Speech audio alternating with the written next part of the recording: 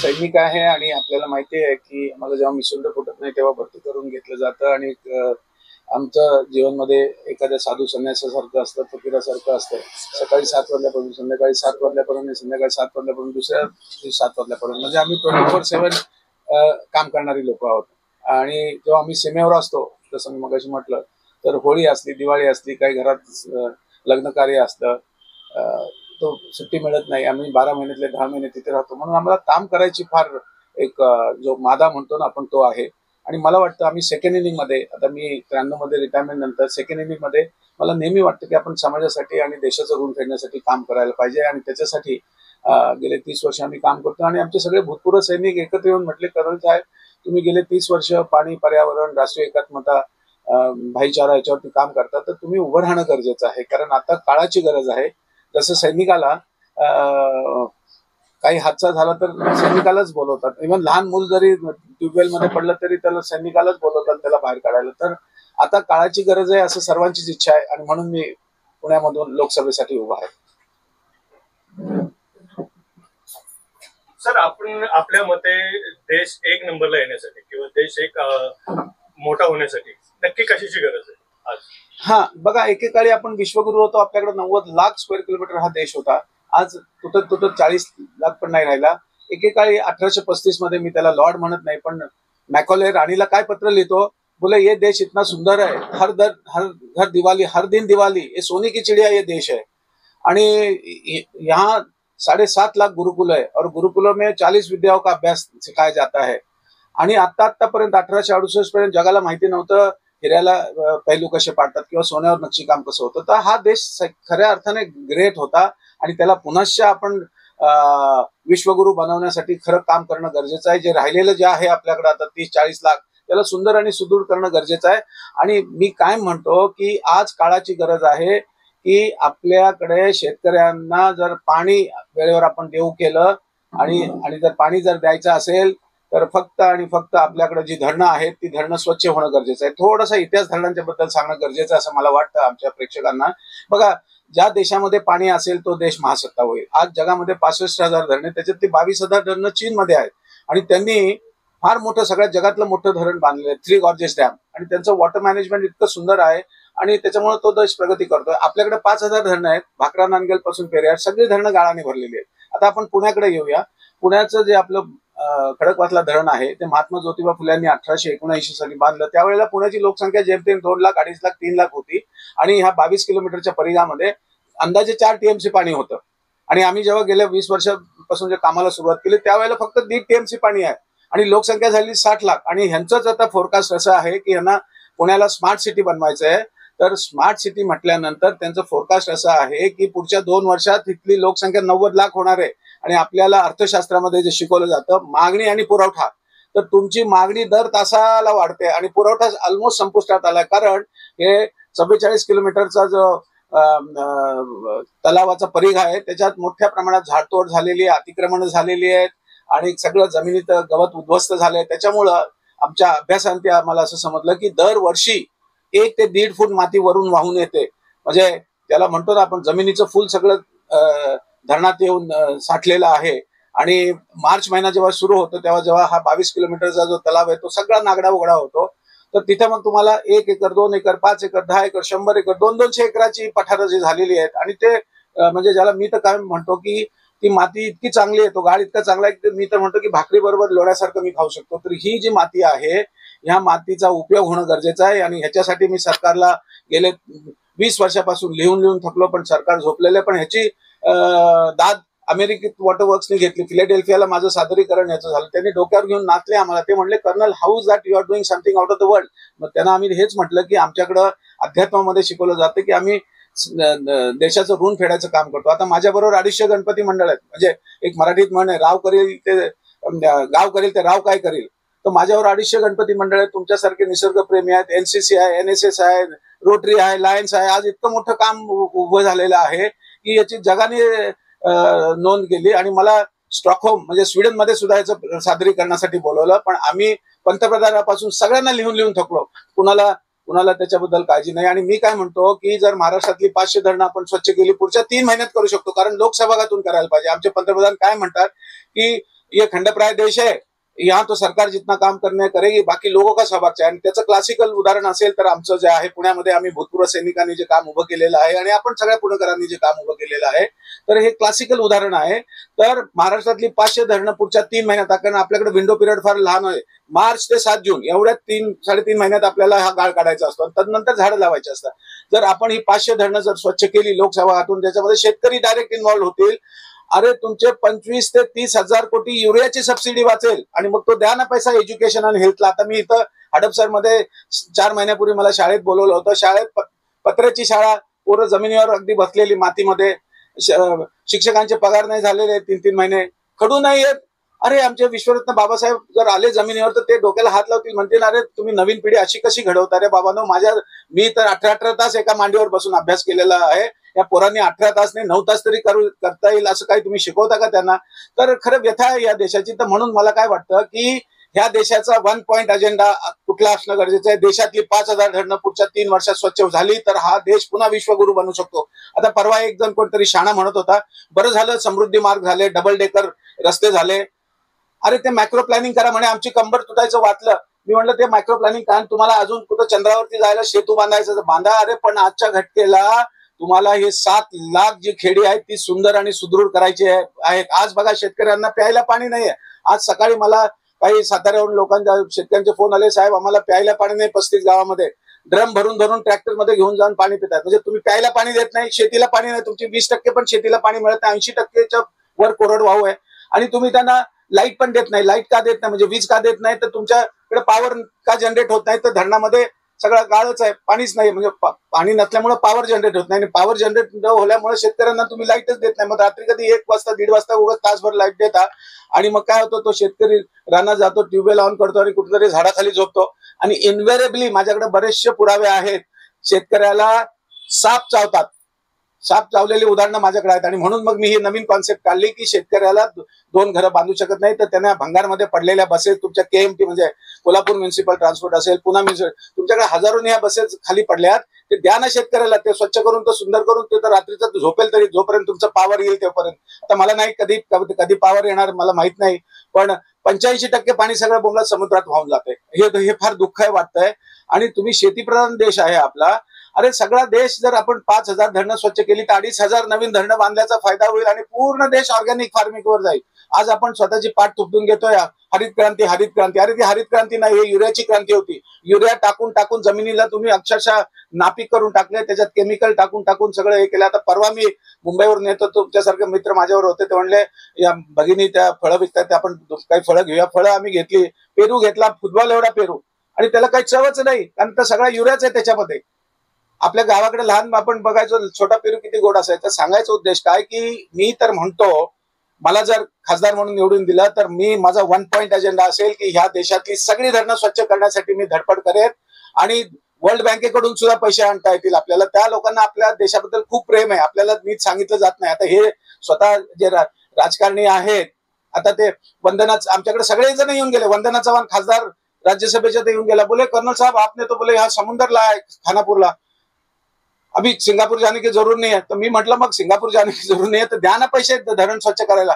बोले there is no provision. अरे provision नाही तर तुम्ही काय झाडू मारता का तिथं राज्यसभेत लोकसभेमध्ये? सांगा ना तिथं की धरणं स्वच्छ होणं गरजेचं आहे.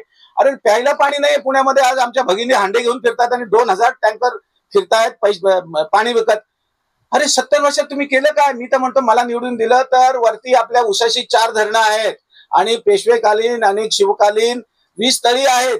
ती सगळी तळी स्वच्छ, आणि हे जर केलं तर 24 तास 24/7 पाणी मिळू शकेल. आता एक परवा दिवशी आणखीन एक जो उमेदवार आहे, तो त्याला विचारलं तुमच्यासारख्याने की तुम्ही पाण्यासाठी काय करणार आहे, तर म्हणे मी बोले कात्रजला धरण बांधेन. अरे धरण कधी बांधणार आणि कात्रजला पाणी कुठून येणार? इथं लोकांना प्यायला पाणी नाही.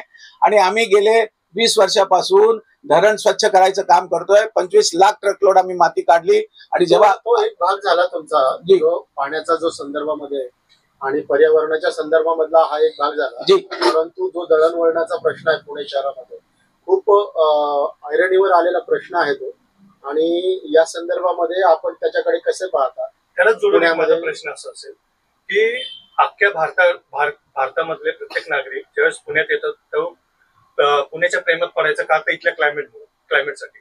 या वर्षीचं जर क्लायमेट पाहता 43°च्या वरती गेले, त्याबद्दल काय सांगता? हा बघा, आम्ही लहानपणी नेहमी म्हणायचो की आपलं टेम्परेचर 22 ते 27 डिग्रीच्या पुढे जायचं नाही. मी आता आर्मीतला माझं बालपण आर्मीत गेलं, तर आमच्याकडे पंखा नसायचा.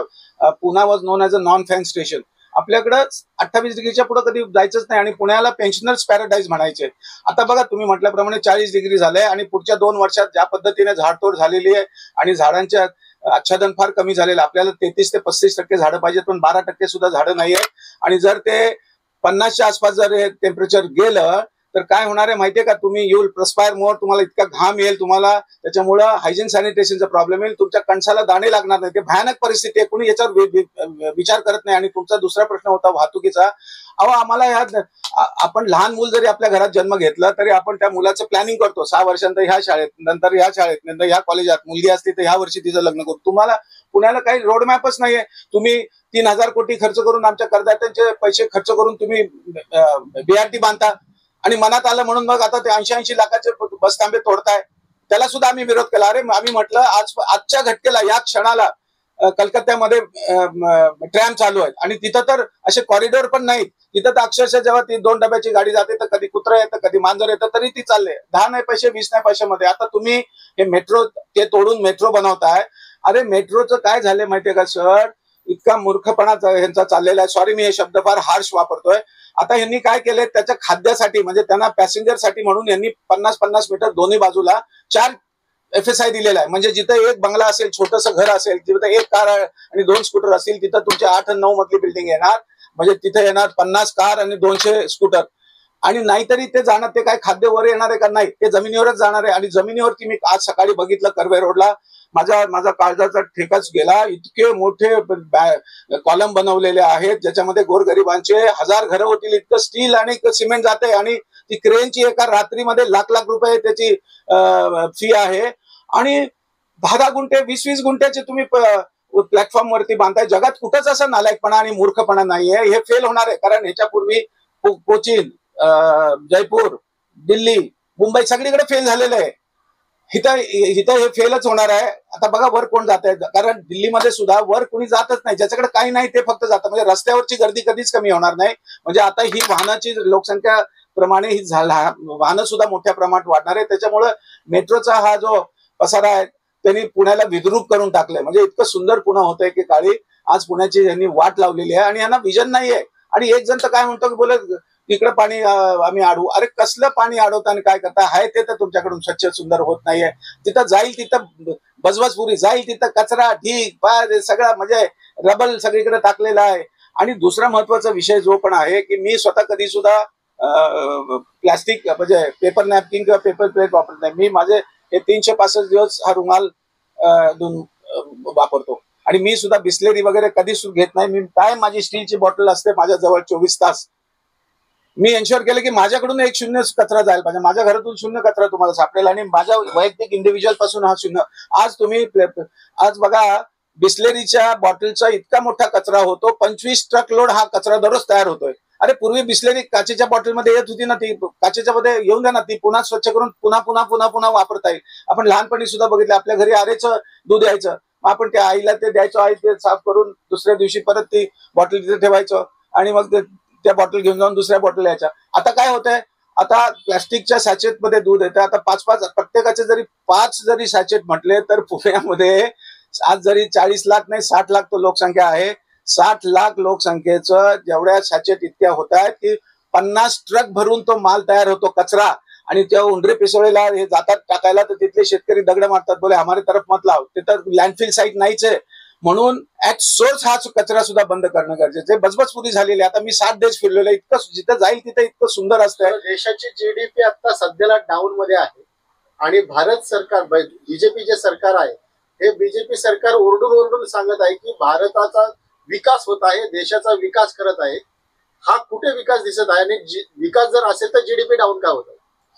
अरे, विकास कसला विकास? प्यायला पाणी नाही. 70 वर्षात आमच्या महिला हांडे घेऊन फिरतायत. खेडे गावामध्ये तर प्यायला पण पाणी नाही. इथं तरी शहरामध्ये कसं तरी पाय नाही करतात. आणि नाहीतरी आता मी अहंकार म्हणून सांगत नाही पण अलंकार म्हणून सांगतो, अहो गेले 20 वर्ष आम्ही धरणातलं जे माती काढतोय, जेव्हा आम्ही 1 ट्रक माती बाहेर काढतो तेव्हा 1 टँकर इतकं पाणी साठतं. आज जे 3 महिने पुणेकर पाणी पितायत ते आमच्या धडपडीमुळे. तिथं माझा घाम सांडलाय, मला 2दा हाताला जेसीबी पण लागला, माझे रक्ताचे 2 थेंब पण पडलेले. जसं माझं 71 साली लढाईमध्ये माझ्या पलटणचे 6 अधिकारी आणि 47 जवान मारले गेले होते. त्यावेळेला तर त्यांना अक्षरशः नाल्यामध्ये टाकून डिझेल टाकून त्यांना जाळलं आणि मला पण खूप लागलं होतं. आणि मी जेव्हा मुर्शेतून बाहेर आलो 2 दिवसानंतर तर माझ्या कमांडिंग ऑफिसरनी सांगितलं, ते आता नाही बिचारे वाढले, त्यांना पण जाऊन 15 वर्ष झाले. ते म्हणले, Suresh you are very lucky, this is a bonus life, you have to do good to the humanity. त्यांनी सांगितलं नाही विशिष्ट लोकांसाठी कर, त्यांनी सांगितलं कीट पतंग पशु पक्षी मानव मात्र सबकी सेवा करणार.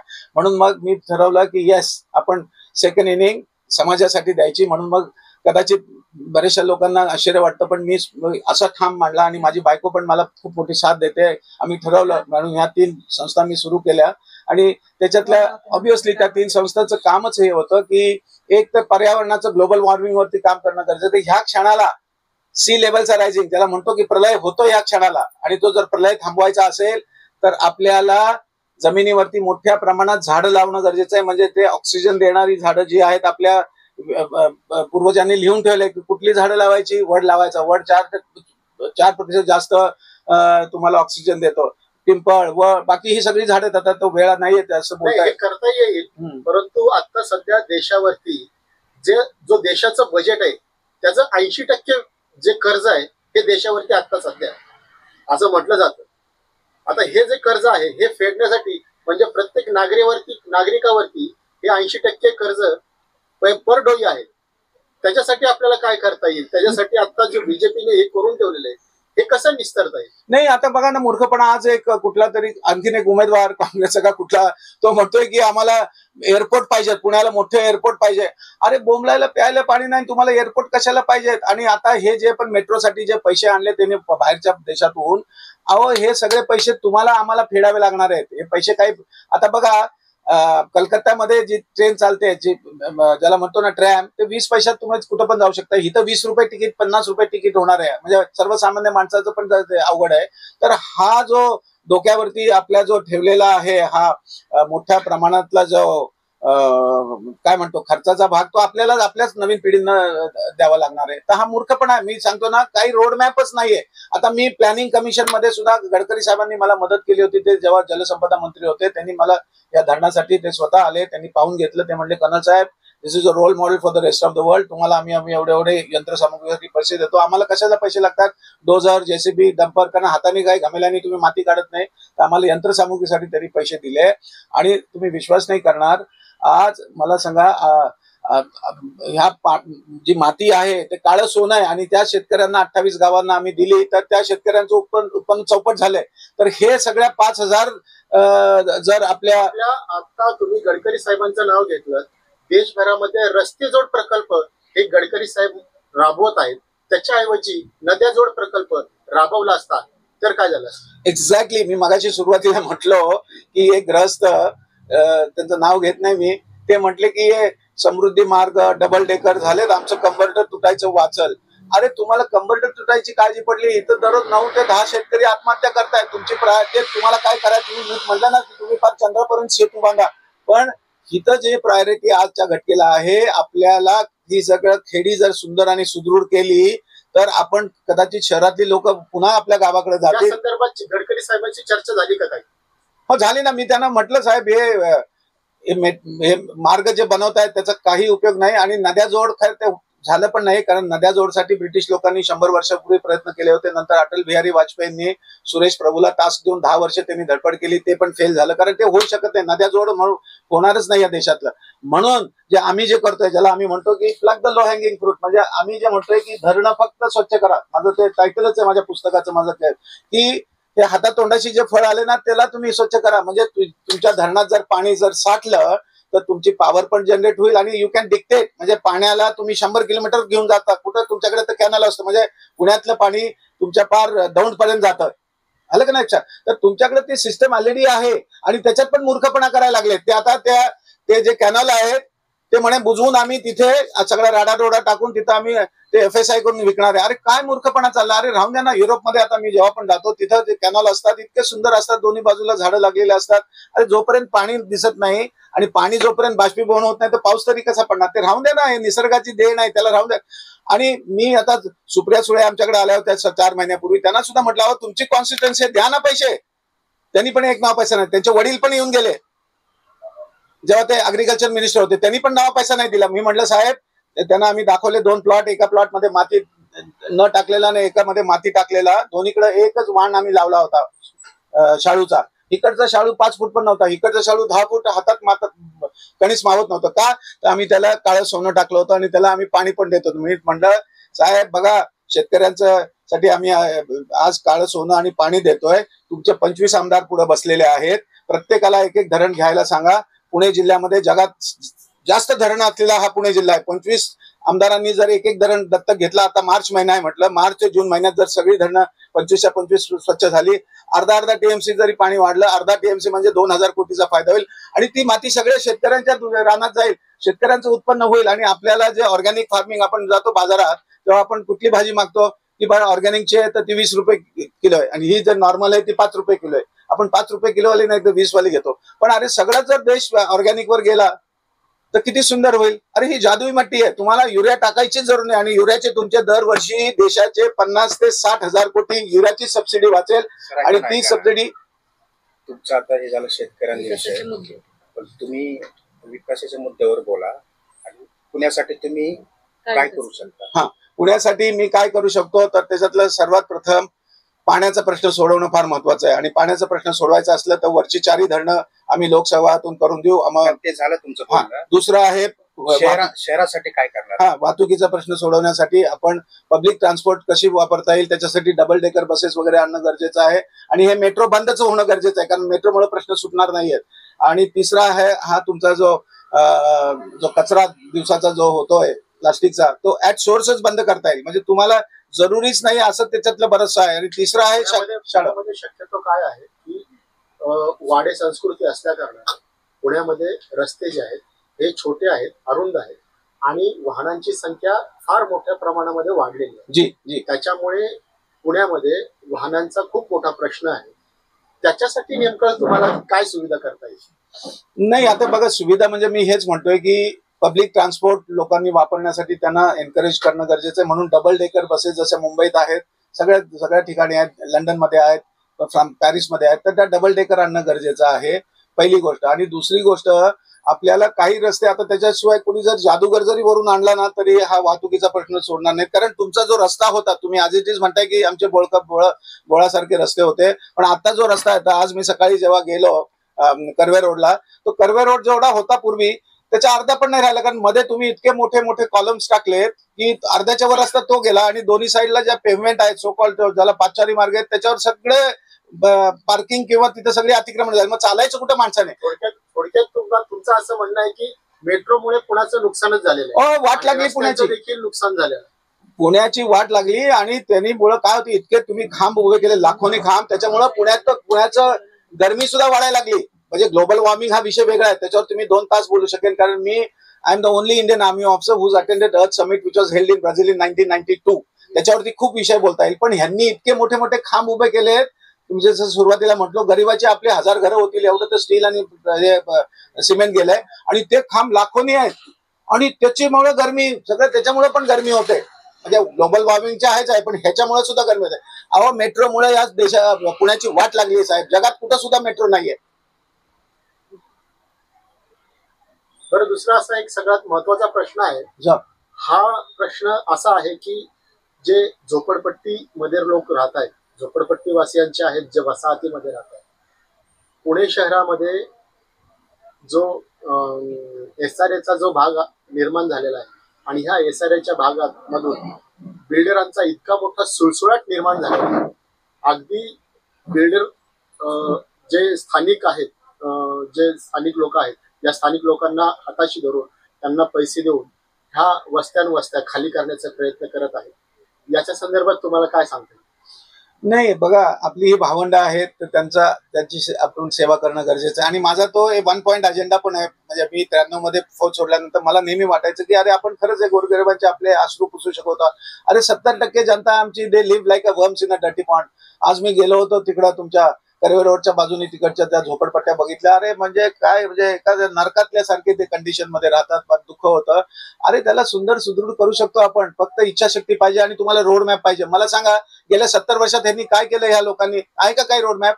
मी म्हणतो मी काय करेन, तुम्ही आता सर प्रश्न मला विचारला, मी काय करणार आहे. जसं प्लॅनिंग कमिशन असतं देशासाठी, नीती आयोग, तसं मी सर्वात प्रथम पुण्यामध्ये तुमच्यासारखे 20 प्रबुद्ध लोक घेऊन, त्याच्यामध्ये आर्किटेक्ट असेल, तुमच्यासारखा एन्व्हायरमेंटल असेल, तुमच्यासारखा डॉक्टर असेल, तुमच्यासारखा चांगला आर्किटेक्ट असेल, ह्या 20 लोकांना घेऊन दर महिन्याला प्लॅनिंग करून, दर महिन्याला काय होईल, 5 वर्षांतर काय होईल, 10 वर्षांतर काय होईल, असं 50 वर्ष 100 वर्षाची तुम्ही रोडमॅप बनवला जाईल. आता काय होतं, कुणाला काही देणं घेणं नाही. तू म्हणतो विमानतळ बनवा. अरे विमानतळ बनवा, काय चाललंय काय?